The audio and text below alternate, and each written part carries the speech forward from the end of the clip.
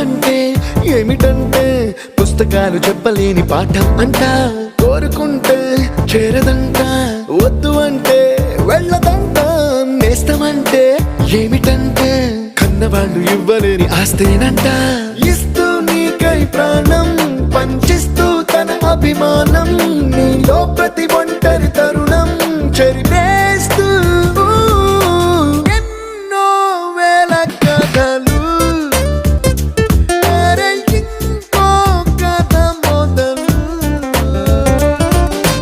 छोटी छोटी छोटी छोटी छोटी छोटी बातें छोटी छोटी बातें बातें मीठी मीठी मीठी मीठी मीठी मीठी यादें मीठी मीठी यादें यादें